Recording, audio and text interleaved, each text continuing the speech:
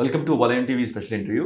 తెలంగాణలో ప్రత్యేకంగా నిరుద్యోగ సమస్య చాలా ఎక్కువగా మనకి కనిపిస్తూ ఉంది. అంటే మనకి కనిపించడం అంటే ఇన్ సెన్స్ చాలామంది యువత రోడ్ల మీదకి రావటం, మాకు ఉద్యోగాలు లేదు, ఉద్యోగాలు రాలేదు, నోటిఫికేషను ఇచ్చారు.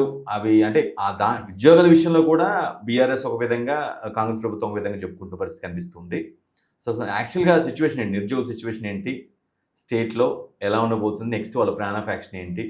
అంటే నిరుద్యోగుల తరపున పోరాడే వ్యక్తులు చాలామంది ఉంటారు కాబట్టి, అలాంటి వ్యక్తుల్లో ఒకతను మనతో పాటు ఉన్నారు. కొడంగల్ రవి గారు. ఆయన నిరుద్యోగ జేఏసీకి సంబంధించిన వ్యక్తి. ఆయనతోనే మాట్లాడదాం. ఆయన మనసులో ఏముంది? ప్రస్తుతం స్టేట్‌లో యువత పరిస్థితి ఏంటనే విషయాన్ని ఆయనతోనే తెలుస్తుంది. హలో రవి గారు. ఏంటి అసలు చెప్పండి, మీరు కొడంగల్ రవిగా అసలు పేరే ఒక సెన్సేషన్ నియోజకవర్గం పేరే పెట్టేసుకున్నారేంటి? మీరు అక్కడ రిప్రజెంట్ చేస్తారా? లేదంటే మామూలుగా ఒక ప్రభుత్వానికి తెలియాలి అనే ఆవేదన చెప్పి కొడంగల్ రవి అని పెట్టుకున్నారా? అదేం లేదండి. యాక్చువల్లీ నా పేరు మేరుగు రవికుమార్. ఓకే. అయితే మనోళ్ళు మా దాంట్లో ఉన్నోళ్ళు చాలామంది కూడా రవి లెక్కున్నారు. అందుకే కోడంగల్ రవి అని చెప్పేసి అది పెట్టిండ్రు. అది అట్లే కోడంగల్ రవి అని పడ్డది ఆ పేరు అంతే. అంటే మీ ఆ ఊరికి మీకు సంబంధం లేదు. మా ఊరు. మీ ఊరే కదా, కొడంగలే కదా. కోడంగల్ కాబట్టి కోడంగల్ రవి. ఇంకో వ్యక్తి ఉన్నాడు. ఓకే. అంటే ఫర్ ఎగ్జాంపుల్ ఇప్పుడు కరీంనగర్ రవి ఉంటాడు. కరీంనగర్ రవి అట్లా పెట్టారు. నాది కోడంగల్ కాబట్టి కోడంగల్ అని పెట్టింది. Right. Coming to the subject, నిరుద్యోగం అంటే ప్రభుత్వం ఏం చెప్తుందంటే 70,000 దాకా ఉద్యోగాలు ఇచ్చామని చెప్తూ ఉంది. అది కూడా బీఆర్ఎస్ ఇచ్చింది కాదు, మేము వచ్చిన తర్వాత ఇచ్చింది అని చాలా బలంగా చెప్తున్న పరిస్థితి కనిపిస్తుంది. మీ అబ్జర్వేషన్లో మీరేం అబ్జర్వ్ చేశారు? యాక్చువల్లీ 70,000 ఇచ్చినామనడమే ఒక మోసం. వీళ్ళ రావడమే మోసం పరంపర స్టార్ట్ అయింది. ఎట్లంటే అసలు 2 లక్షల ఉద్యోగాలు ఖాళీలు లేకుంటేనే 1,91,000 ఉద్యోగాలు ఖాళీ ఉన్నాయని చెప్పేసి బిస్వాల్ కమిటీ మనకు నివేదిక ఇచ్చింది. కానీ వీళ్ళు 2 లక్షల ఉద్యోగాలు నింపుతామని చెప్పేసి చెప్పారు. సో మేము కూడా ఏమనుకున్నామంటే నిజంగా నింపుతారని అని గత 10 సంవత్సరాల్లో నోటిఫికేషన్లు తక్కువ ఉన్నాయి, ఇప్పుడైనా నింపుతారని చెప్పేసి వాళ్ళ కోసం పనిచేసి మేము గెలిపించుకున్నాం. గెలిపించుకున్న తర్వాత గత ప్రభుత్వం ఏదైతే ఎగ్జామ్స్ పెట్టి గ్రౌండ్ పెట్టి మొత్తం దాదాపు ఫలితాలు ప్రకటించి జస్ట్ పత్రాలు ఇవ్వడానికి మాత్రం ఉండే. ఇవన్నీ కూడా వీళ్ళ మేనిఫెస్టో కన్నా ముందే వచ్చిన నోటిఫికేషన్లు. వీళ్ళ మేనిఫెస్టో కన్నా ముందే వచ్చినటువంటి నోటిఫికేషన్లతో పాటు ఫలితాలు కూడా.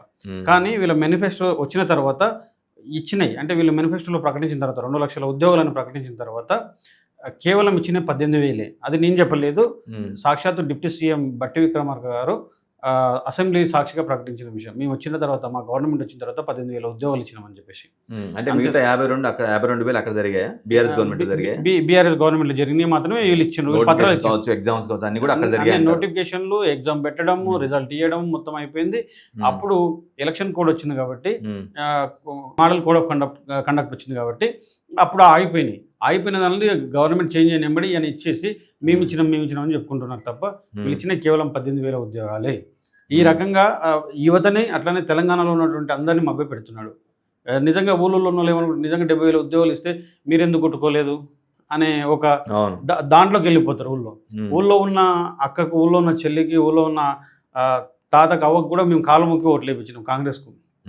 ఇప్పుడు ఏమవుతుంది, మాకే పేచి పెట్టాలని ఇది ముఖ్యమంత్రి చేస్తున్న కుట్ర. సో మీరు స్ట్రాంగ్గా కాంగ్రెస్ ఫాలో అవరా? ఎవరు? మీరు? ఒకప్పుడు ఎలక్షన్ ముందు వరకు, 2022 ఎలక్షన్ ముందు వరకు అప్పుడు బీఆర్ఎస్ అపోజ్ చేశారు. అపోజ్ చేసాం. ఇప్పుడు ఎందుకంటే అప్పుడున్న పరిస్థితుల్లో పేపర్ లీక్లు, ఆ తర్వాత ప్రౌలిక ఆత్మహత్య, ఆ తర్వాత ఇంకా అనేక విషయాల్లో మేము ఆపోజ్ చేసాము. ఆపోజ్ చేస్తూ మేము కాంగ్రెస్ పార్టీ గెలుపు కోసం చాలా కృషి చేశాం. కానీ చివరిగా ఇప్పుడు మమ్మల్ని ముంచి మా మీదనే రాజకీయం చేస్తున్నారు, మా మీదనే మమ్మల్ని అన్ని రకాలుగా ఇబ్బంది పెడుతున్న పరిస్థితి కనబడతా ఉంది.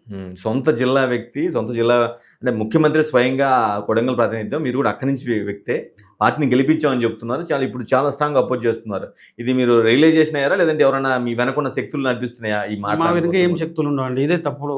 అందరూ కూడా మా వెనక శక్తులు ఉంటాయని. మేము డిగ్రీలు చదువుకున్న వాళ్ళం, పీజీలు చదువుకున్న వాళ్ళం, పిహెచ్డీలు చదువుకున్నాం, భారత రాజ్యాంగం చదువుకున్నాం, భారత ఆర్థిక వ్యవస్థ చదువుకున్నాం, భారత సామాజిక వ్యవస్థ చదువుకున్నాం. అది లేకపోతే తెలంగాణ ముఖ చిత్రం ఎట్లా ఉందని మాకు తెలుసు, తెలంగాణ ఆర్థిక స్థితి ఎట్లా ఉందని మాకు తెలుసు, తెలంగాణ సామాజిక స్థితి చదువుకున్న వాళ్ళం, చూసిన వాళ్ళం కళ్ళతో. తెలంగాణ రాజకీయ స్థితి ఎట్లా ఉంది అనేది, రాజకీయాల పైన ఎట్లా ఉందనేది మేము అందరం చూసిన వాళ్ళం, మేము చదువుకున్న వాళ్ళం. మేము ఎవరో ఇన్ఫ్లుయెన్స్ చేస్తున్నాం, మేము ఇన్ఫ్లుయెన్స్ కాము. అది తప్పుడు మాట. అసలు ఆ తప్పుడు మాట కాంగ్రెస్ వాళ్ళు కూడా ఇదే మాట అంటున్నారు. ఒకరు ఇన్ఫ్లుయెన్స్ చేస్తే ఇన్ఫ్లుయెన్స్ అయ్యేంత చిన్నపిల్లలం మేము కాదు. మేము వాళ్ళలాగా దోపిడీ చేసి రాజకీయాలకు రాలేదు, 10వ తరగతి పాస్ ఫెయిల్ అయ్యి రాజకీయాలకు రాలేదు, ఇంటర్మీడియట్ ఫెయిల్ అయ్యి రాజకీయాలకు రాలేదు, దొంగతనాలు చేసి రాజకీయాలకు రాలేదు, భూ కబ్జాలు చేసి రాజకీయాలకు రాలేదు. మేము నిస్వార్థంగా మేము చదువుకున్నాం కాబట్టి మీరు ఇస్తానన్న 2 లక్షల ఉద్యోగుల్లో ఇంకా మాకు 1,82,000 ఉద్యోగులు మాకు బాకీ ఉన్నాయి. ఆ బాకీ తీర్చండి అని మేము అడుగుతా ఉన్నాము. తీర్చండి అని మేము అడుగుతుంటే ఉద్యోగాలు ఇయ్యలేక మా మీద ఇటువంటి అవాకులు చెవాకులు చెప్తా ఉంటారు వీళ్ళు. కొడంగల్ రవి మీద ఉన్న అలిగేషన్ నేను బ్రీఫ్గా మీ గురించి తెలుసుకున్నాను. బీఆర్ఎస్ స్పాన్సర్ చేసిన వ్యక్తి కొడంగల్ రవి, అందుకే ప్రభుత్వం మీద ఆ విధంగా విరుచుపడుతున్నాడు. నెక్స్ట్ ప్రభుత్వం మారితే బీఆర్ఎస్లో ఏదో ఒక పదవి వచ్చింది అనేది ఒక విన్నాను. అది నిజమా కాదు మీరే చెప్పాలి. నాకు ఉద్యోగం కావాలి, పదవద్దు. నాకు ఉద్యోగం కావాలి, నాకు నోటిఫికేషన్ ఇస్తే ఉద్యోగం తీసుకుంటా. అది ఎట్లా ఉంటుందంటే పోరాడే వాళ్ళందరి మీద వచ్చే అలిగేషనే. బీఆర్ఎస్ పదవి అంటే బీఆర్ఎస్లో నాకన్నా ముందు 100 మంది ఉంటారు. నేను వెళ్ళినా కూడా 100,000 మంది ఉంటారు. వాళ్ళని దాటి నాకు ఇస్తారని నేను అనుకోను. అసలు అది శుద్ధ తప్పు కూడా. నెంబర్ 2 ఏంటంటే బీఆర్ఎస్ స్పాన్సర్ చేస్తుంది అంటున్నాను కదా, ఎక్కడైనా ₹1 నేను తీసుకున్నట్టుంటే నేను ఈ కాంగ్రెస్ వాళ్ళకి కానీ ఎవరైతే అంటున్న వాళ్ళకి సవాల్ వేస్తున్నా. అశోక్ నగర్ చౌరస్తా సాక్షిగా మేము ఉండేది అశోక్ నగర్లోనే, లక్షలాది మంది నిరుద్యోగులు అశోక్ నగర్లో ఉంటారు, అదే వీధుల్లో ఉంటారు. అశోక్ నగర్ చౌరస్తా సాక్షిగా నిరూపిస్తే వాళ్ళ కాళ్ళకు దండం పెట్టి నేను అక్కడ నుండి నిరుద్యోగులకు అందరికి క్షమాపణ చెప్పి నేను ఇంటికి వెళ్తాను. ఒకవేళ లేదంటే వాళ్ళు ఎవరైతే అంటున్నారు కదా, ఎవరైతే అలిగేషన్ చేస్తున్నారు, లేదంటే అదే నిరుద్యోగులతోనే చెప్పు దెబ్బలు తిని పోవాలి. దేనికైనా రెడీ. మీ స్టడీస్ ఏంటి అది ఇప్పుడు ఫినిష్ చేశారు? ఎప్పటి నుంచి మీరు జాబ్ కోసం ఎదురు చూస్తున్నారు? నేను యాక్చువల్లీ సివిల్స్ ప్రిపరేషన్లో ఉన్నా. ఎప్పుడైతే గ్రూప్ 1 నోటిఫికేషన్ వచ్చింది కదా, సరే గ్రూప్ 1 రాద్దామని వస్తే అప్పుడు ఒక ఇష్యూ జరిగింది, GO29 ఇష్యూ జరిగినప్పుడు మేము GO29 కోసం వద్దు, అది SC ST BCలకు అందరూ కూడా చాలా నల్ల జీవో, చాలా ఇబ్బంది పెట్టే జీవో అని మేము చేస్తుంటే అప్పుడు మా పైన అర్ధరాహితంగా అసలు ఎట్లా అంటే అట్లా కొట్టిండ్రు. లాఠీ చార్జ్, భారీ ఎత్తున లాఠీ చార్జ్. మా మీద కాకుండా మా చెల్లెమ్మల్ని కొట్టిండ్రు. మా చెల్లెమ్మల్ని ఇక్కడున్న వాళ్ళని కాదు, ఏదో రాసరోగ చేస్తున్నారు, ఎక్కడో హాస్టల్లో ఉంటే ఉరికి హాస్టల్ వరకు ఉరికి కొట్టిండ్రు. అప్పుడు మాకు బాధ అనిపించింది. అట్లా నేను ఉద్యమంకి ఎంట్రీ అవ్వడం జరిగింది. అంతకుముందు నేను చదువు ఆ రకంగా ఉంటుంటే. జాబ్ కోసం మీరు ఎన్ని సంవత్సరాలు ప్రయత్నిస్తున్నారు? మీరు నిరుద్యోగ చేసి లీడ్ చేస్తూనే ఎన్ని సంవత్సరాలుగా మీరు ప్రయత్నిస్తున్నారు? దాదాపు 5.5 years నుంచి మేము అక్కడనే ఉంటున్నా, అక్కడనే ప్రయత్నిస్తా ఉన్నాం. దాదాపు 5.5 సంవత్సరాల నుంచి మేము అక్కడనే ఉంటున్నా, ప్రయత్నిస్తున్నా. ప్రయత్నంలో భాగంగానే దాదాపు 3 సంవత్సరాలు ఓన్లీ గ్రూప్ 1 కోసమే వేస్ట్ అయిపోయింది. అంతకుముందు రావడం, రద్దు కావడం, ఆ తర్వాత సెకండ్ టైం రావడం, సుప్రీంకోర్టు రద్దు చేయడం, సుప్రీంకోర్టు మళ్ళీ రీనోటిఫికేషన్ అయ్యండి అని చెప్పడం, ఆ తర్వాత మళ్ళీ నెక్స్ట్ వీళ్ళు రావడంతో GO29 తీసుకురావడం, ఆ తర్వాత వివిధ కారణాల దృష్ట్యా దాదాపు 3 సంవత్సరాలు గ్రూప్ 1 కోసం వేస్ట్. కాంగ్రెస్ ప్రభుత్వం అదే మీరు చెప్తున్నట్టుగా 18,000 మాత్రం ఫిల్ చేశారు అంటున్నారు. వాటిలో మీరు ఏం అప్లై చేసుకోలేదా? 18,000లో వివిధ రకాలైన అన్ని జనరల్ నోటిఫికేషన్ అసలు లేనే లేదు.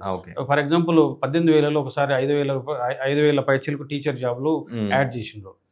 అట్లానే ఫర్ ఎగ్జాంపుల్ హెల్త్ సెక్టార్లో నర్సింగ్ ఆఫీసర్లో ఒక 2,000 యాడ్ చేసిండ్రు. ఈ రకంగా నర్సింగ్ ఆఫీసర్, ఆ తర్వాత పొల్యూషన్ కంట్రోల్ బోర్డులో ఓన్లీ కెమిస్ట్రీ సబ్జెక్ట్ ఉన్న వాళ్ళకి యాడ్ చేసిండ్రు. అంటే ఈ రకంగా యాడ్ చేశారు కాబట్టి మాకు అవకాశం లేదు. జనరల్ నోటిఫికేషన్ వస్తే మేము పీజీలు చేసిన వాళ్ళం, జనరల్ నోటిఫికేషన్ వస్తేనే అవకాశం ఉంటుంది. అట్లనే లెక్చరర్స్ కానీ, జూనియర్ లెక్చరర్స్ కానీ, ఇంకా మిగతా ఏదైనా ఉంటే అవకాశం ఉంటుంది. అటువంటి నోటిఫికేషన్ ఇంకా రాలేదు మనకు. మళ్ళీ పోలీస్ సంబంధించి ఏదో మెగా నోటిఫికేషన్ ఇచ్చినట్లు. మెగా నోటిఫికేషన్ కదండి, అది దగా నోటిఫికేషన్. ఎందుకు దగా నోటిఫికేషన్ అంటే వాళ్ళు ఊరించి సాక్షాత్తు సీఎం గారే మీ రేవంత్ అన్న 15,000కు ఒక్క జాబ్ తక్కువకుండా నోటిఫికేషన్ ఇస్తాడని చెప్పేసి ఒక బహిరంగ సభలో ప్రకటించారు. ఆ తర్వాత డీజీపీ గారు 19,200 ఖాళీలు ఉన్నాయని స్వయంగా ప్రకటించారు. ఆ ప్రకటించినప్పుడు అనేక మంది అభ్యర్థులు దిల్సుకున్నారు, అశోక్నగర్ బాట పట్టిన ఊర్ల నుంచి డబ్బులు లేకపోయినా అప్పు తీసుకొని ₹1,00,000 అప్పు తీసుకొని పట్టిన తర్వాత 6 నెలల్లో మీరు నోటిఫికేషన్ వస్తున్నారు అన్నప్పుడు దాదాపు 2.5 సంవత్సరాలు అవుతుంది. ఇప్పటివరకు కూడా నోటిఫికేషన్ రాలేదు. ఈ 2.5 సంవత్సరాలు గతంలో ఉన్నటువంటి 2 సంవత్సరాల క్రితం నోటిఫికేషన్ వచ్చింది. మొత్తం 4.5 సంవత్సరాలు అయింది. అయితే ఈ 2.5 సంవత్సరాల్లో మా రేవంత్ అన్న ఇస్తాను అని చెప్పేసి ఇక్కడ వరకు వచ్చిన తర్వాత నోటిఫికేషన్ లేక అనేక మంది స్విగ్గీలు, జొమాటోలు కొడుతూ ఉన్నారు. ఎందుకంటే వాళ్ళు తెచ్చుకున్న డబ్బులు కోచింగ్లకు అయిపోయినాయి.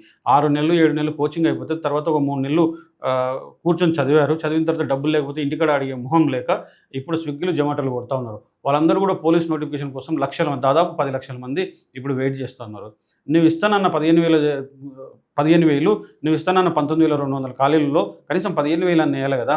అది లేకుండా 7,400 ఇచ్చి 7,370 పైచీలకి ఇచ్చి 7,400 ఇచ్చి మనకు ఎంత అంటే ఆశల పైన నీళ్ళు చల్లిండ్రు. దాన్ని మెగా అన్నారండి, దాన్ని దగా. ఇప్పుడు చూడండి, ఆయన మా జిల్లానే, ఉమ్మడి మహబూబ్నగర్ జిల్లాలో దాదాపు 76 మండలాలు ఉన్నాయి. ఇప్పుడు 76 మండలాలకు కలిపి 4 ఎస్ఐలు ఇచ్చింది. అంటే 5 జిల్లాలకు జోన్ 7లో 5 జిల్లాలకు ఈ 4 పోస్టులు సబ్ ఇన్స్పెక్టర్ పోస్టులు. యాక్చువల్ మండలానికి ఒకరు ఉండాలి. మహా ఇయ్యడం మండలానికి ఒకరు ఎస్ఐ ఉంటారు, అది వేరే విషయము. కానీ 4 ఇచ్చిండు. అదే. కనీసం ఒక 20 ఎస్ఐలు 25 ఎస్ఐలు ఉంటే చాలామంది నిరుద్యోగ యువత, దానికి ఆసక్తి చూపే యువత అందరూ కూడా అప్లై చేసుకుంటారు. అప్లై చేసుకొని కాంపిటీషన్లో ఉండే అవకాశం ఉంటుంది. అంటే భర్తీలు ఉండి కూడా ఇవ్వట్లేదు అనుకుంటున్నారా? భర్తీలు అంతే ఉన్నాయి కాబట్టి ఖాళీలు ఉన్నాయి. సాక్షాత్ 19,200 అని చెప్పేసి సాక్షాత్ డీజీపీ గారు చెప్పారు. అంతకుముందు ఉన్న డీజీపీ గారు 17,500 అని చెప్పారు.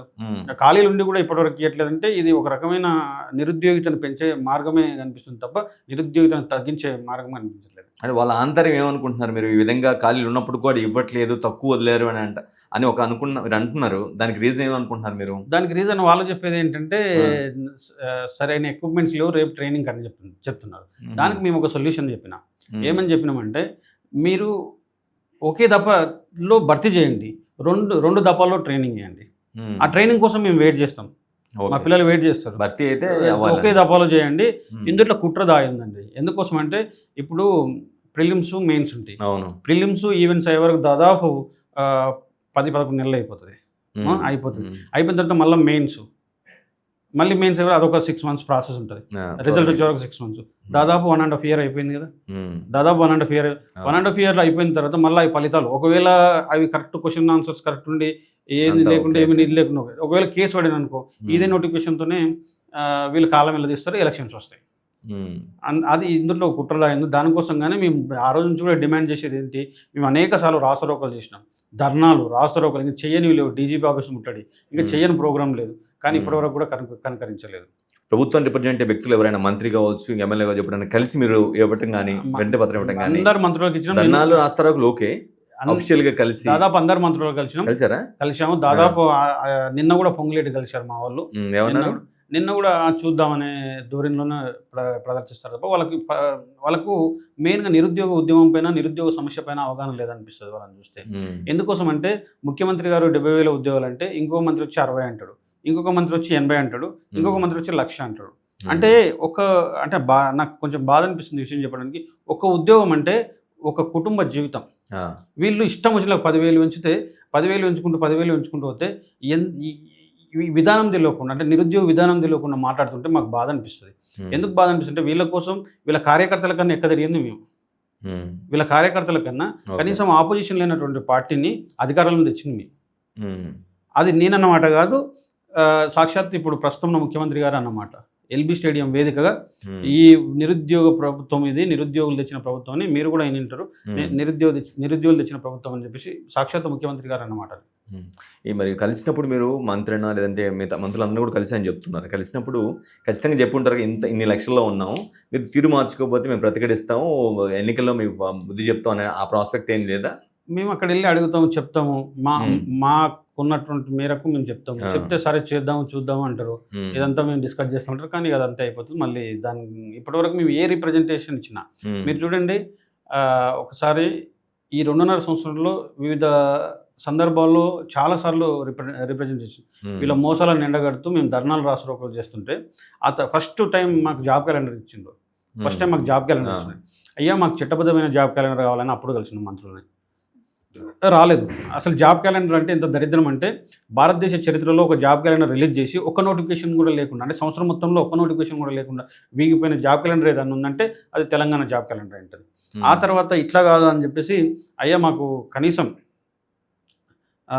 జీవో 29 తెచ్చిండ్రు, ఆ జీవో 29 రద్దు చేయండి అని అడిగితే అప్పుడు రద్దు చేయలేదు.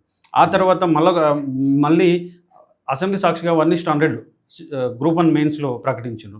గ్రూప్ 1 మెయిన్స్లో 1 స్టాండర్డ్ ప్రకటించింది కాబట్టి ప్రకటించిండ్రు, మీరే మాకు ఇవ్వండి 1 స్టాండర్డ్ అంటే అక్కడ కూడా ఇవ్వలేదు. అక్కడ ఒక రకమైన మోసం. జీవో 29 మీరు నల్ల జీవో అంటున్నారు, దాని లూప్ హోల్ ఏంటి, అందులో ఉన్న మెలిక ఏంటి? ఎస్సీ ఎస్టీ బీసీలు ఎవరైతే ఉన్నారు కదా వాళ్ళకి రిజర్వేషన్ వర్తించదు. ప్రిలిమ్స్లో రిజర్వేషన్ వర్తించదు. ఆ వర్తించకపోవడంతో అనేక మంది ఎస్సీ ఎస్టీ బీసీ పిల్లలు లాస్ అవుతున్నారు. అట్లా లాస్ కావడంతో ఫర్ ఎగ్జాంపుల్ నీకు కటప్ మార్కుల కన్నా ఎక్కువ వస్తే కూడా నువ్వు రిజర్వేషన్లో ఉండరు, కానీ నువ్వు కటప్ మార్కుల కన్నా ఎక్కువ వచ్చినా కూడా రిజర్వేషన్లో ఉంటున్నావు. అటువంటి లూప్ హోల్ ఉంది, దాన్ని తీసేయండి అని చెప్పేసి మేము అన్నాం. ఆ తర్వాత 1 స్టాండర్డ్ అదొక మోసం ఉంది. పిల్లలందరూ మళ్ళీ రోడ్ల మీదకి వచ్చి ధర్నాలు చేస్తున్నారని చెప్పేసి మళ్ళొకసారి నాటకం, మళ్ళొక జాబ్ క్యాలెండర్ రిలీజ్ చేసింది. అప్పుడు కూడా సేమ్ చట్టబద్ధత జాబ్ క్యాలెండర్ ఇచ్చి ఒక్కటి కూడా రిలీజ్ చేయకుండా అట్లా ఉంది. ఆ తర్వాత ఉస్మానియా యూనివర్సిటీకి వచ్చి మాకు ఉద్యోగాలు ఇవ్వండి, గతంలో మాకు ఉద్యోగాలు ఇచ్చిండ్రు, ఇప్పుడు మా ఊళ్ళో ఉన్న సర్పంచులుగా మా కార్యకర్తలకు ఉద్యోగాలు ఇవ్వండి, అయిన తర్వాత నెల రోజుల్లోనే మీకు 40,000 ఉద్యోగాలు ఇస్తా అని చెప్పి సాక్షాత్ ముఖ్యమంత్రి గారు ప్రకటించారు. అయ్యా సరే అని చెప్పేసి వాళ్ళకే ఉద్యోగాలు ఇచ్చిన మళ్ళీ ఒకసారి ఉద్యోగాలు ఇస్తే అయ్యా ఏమైంది ఉద్యోగాలు అంటే ఇప్పటివరకు స్పందన లేదు. అంటే ప్రభుత్వం నుంచి ఇన్ని మోసాలు జరుగుతున్నాయి, ఇన్ని ఇబ్బందులు పడుతున్నాం, మేము ఏది ఇచ్చినా కూడా స్పందన లేదు. నిన్నగాక మొన్న 9,000కి పెంచండి, 19,000కి పెంచండి అని ఎన్నోసార్లు మేము వేడుకున్నా స్పందన లేదు. ఇప్పుడు కూడా 4 సంవత్సరాలు అయింది, నోటిఫికేషన్ లేదు. ఉద్యోగుల కల్పన విషయంలో బీఆర్ఎస్ బెటరా కాంగ్రెస్ బెటరా? నేను అక్కడికి వస్తాను. దాదాపు 4 సంవత్సరాలు అయింది. ఏజ్ పెంచండి, ఓకే, ఏజ్ పెంచండి, ఎస్ఐ పీసీల ఏజ్ పెంచండి, పీసీ 36 చేసి ఎస్ఐ 38 చేయండి, చాలామందికి అవకాశాలు వస్తాయని అడిగితే కూడా ఇప్పటివరకు ఇది లేదు. దాంతోపాటు వీళ్ళ పేజ్ నెంబర్ 41లో, వీళ్ళ మేనిఫెస్టోలో పేజ్ నెంబర్ 41లో ఒకటి క్లియర్గా రాసుకున్నారు. అయితే ఏమైంది, పేజ్ నెంబర్ 41లో ఒక్క రూపాయి కూడా దరఖాస్తుదారు నుంచి తీసుకోకుండా మేము ఫ్రీగా అప్లికేషన్ పెట్టుకోవచ్చు అని చెప్పేసి రాశారు. కానీ ఇప్పుడు మీరు ఒకసారి గమనిస్తే ఎస్ఐ వాళ్ళకు 1,500, పీసీ వాళ్ళకు 1,200 రూపాయలు ఫీజు పెట్టిండ్రు. అంటే వీళ్ళు అడుగడుగున మోసం ఉంది, వీళ్ళు అడుగడుగున దగానే ఉంది. అసలు ఎక్కడ కూడా మా ఇప్పుడు దీనికోసం కూడా విన్నవించిన కూడా పట్టించుకోవట్లేదు. అంటే వీళ్ళు నిరుద్యోగుల్ని చిన్నచూపు చూస్తున్నారని మాకు అర్థమవుతా ఉంది. అదే ఉద్యోగుల కల్పన విషయంలో బీఆర్ఎస్ బెటరా కాంగ్రెస్ బెటరా? ఈ 2.5 సంవత్సరాల్లో 18,000 ఇచ్చారు. వాళ్ళు దాదాపు ఈ 10 సంవత్సరాలు, మొత్తం 10 సంవత్సరాలు కలిపి ఈ 50,000 కలుపుకుంటే, 50,000 కలుపుకోకపోతే 1,68,000 ఉద్యోగాలు ఇచ్చారు. 50,000 కలుపుకుంటే 2,14,15,000 ఉద్యోగాలు అవుతున్నాయి వాళ్ళ దాంట్లో. అంటే కొంచెం వాళ్ళు మేము ఏదన్నా అడిగినా, ఒకవేళ ఏదన్నా అడిగినా రాసరోక చేసినా స్పందించేవాళ్ళు. వీళ్ళు స్పందన కూడా లేదు, అది కరువైంది. పూర్తిగా స్పందన లేకుండా వీళ్ళు ఏది చేసుకుంటే అది చేసుకొని అనే ఇదిగా తయారైంది.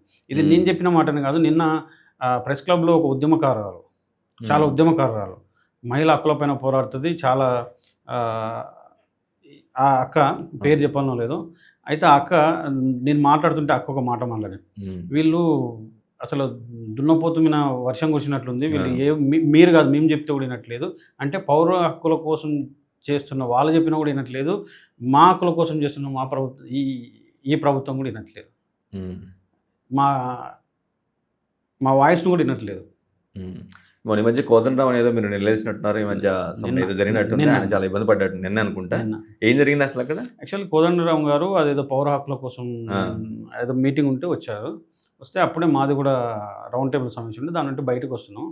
అప్పుడు ఆయన అడిగాం, మీరు మా లైబ్రరీ దగ్గరకు వచ్చిండ్రు, మా స్టడీ హాల్ దగ్గరకు వచ్చిండ్రు, 2 లక్షల ఉద్యోగాలు ఇప్పిస్తున్నారు, ఏమైంది సార్ అని అడిగితే ఆయన సమాధానం లేకుండా పారిపోతూ ఉన్నాడు, వెళ్ళిపోతూ ఉన్నాడు. ఇది పద్ధతి కాదు, చెప్పండి, ఏదైనా ఒకటి చెప్పండి, ఇన్ని రోజులు అవుతుంది, 2.5 సంవత్సరాలు అవుతుంటే ఏం చెప్పకుండా వెళ్ళిపోయాడు, అంతే చెప్పకుండా వెళ్ళిపోయిండు. అది మరి ఆయన విఘ్నతకే వదిలేస్తున్నా.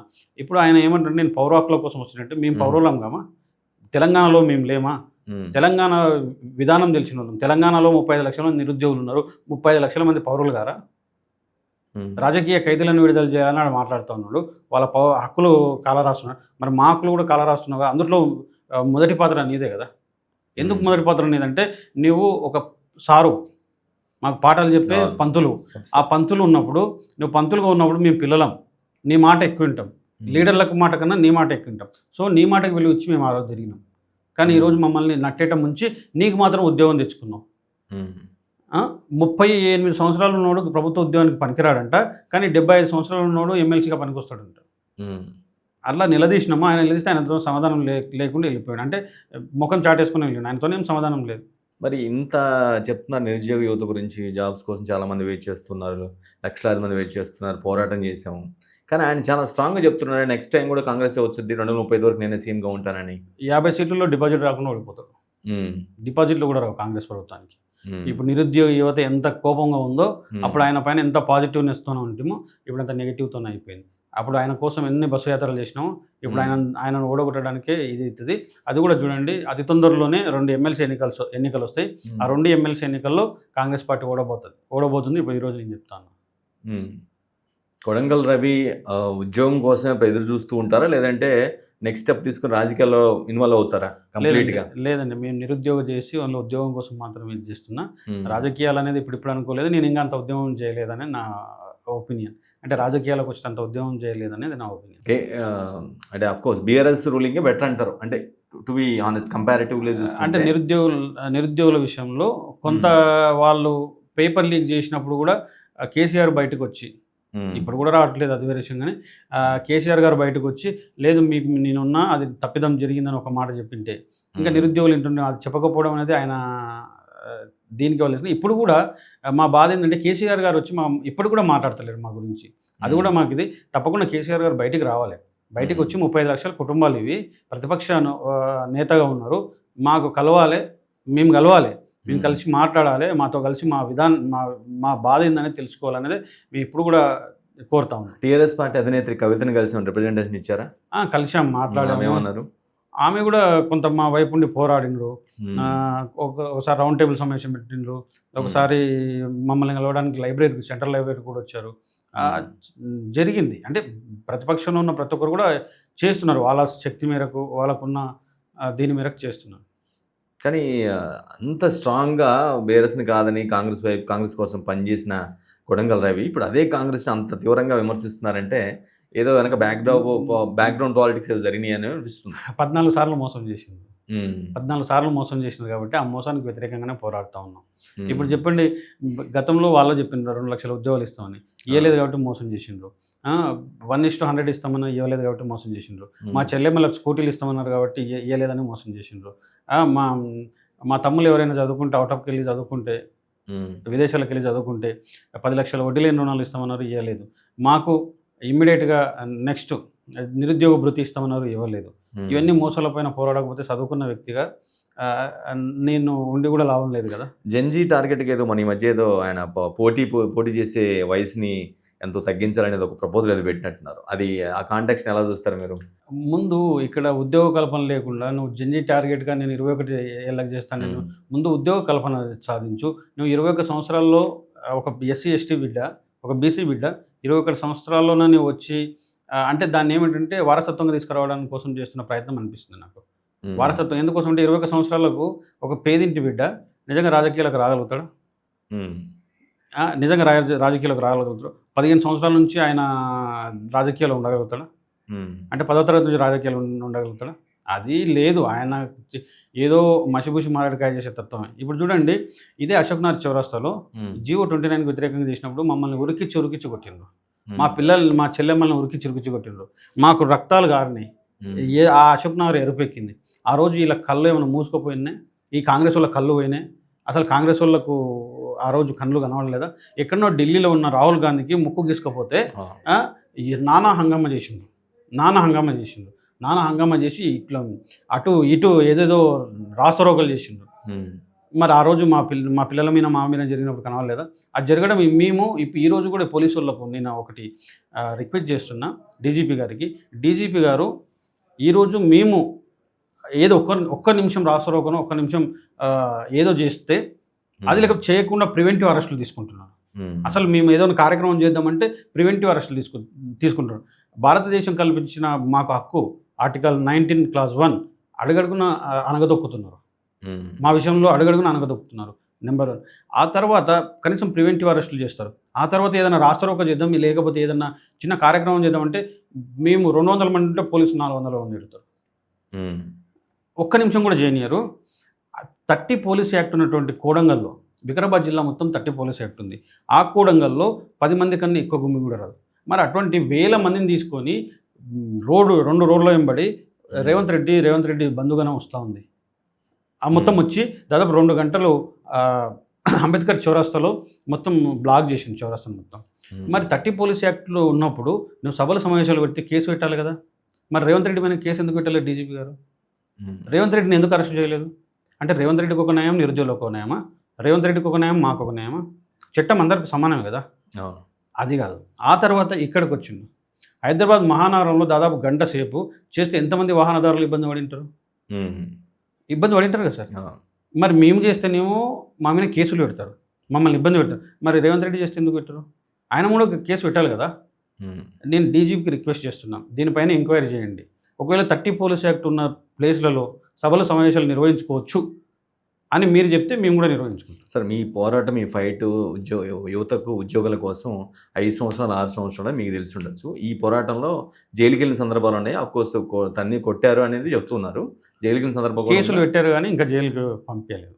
మ్మ్. కేసులు పెట్టిండు, కేసులు ఉన్నాయి కానీ జైలుకి పంపించలేదు. ప్రభుత్వానికి ఏం చెప్పదలుచుకుంటున్నారు మీరు?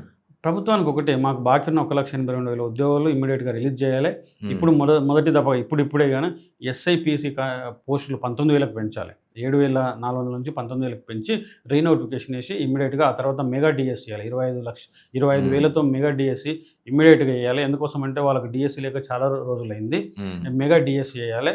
ఆ తర్వాత గ్రూప్ 1, గ్రూప్ 2, గ్రూప్ 3, గ్రూప్ 4 పోస్టులు ఇమ్మీడియట్గా భర్తీ చేయాలన్నదే మా ప్రధాన డిమాండ్. అట్లానే ఎక్కడ కూడా ఒక ప్రభుత్వ శాఖలో ఉన్న వాళ్ళు కూడా మా శాఖలో ఖాళీలు ఉన్నాయి ఇమీడియట్గా భర్తీ చేయండి అని ఎవరు అడగరు.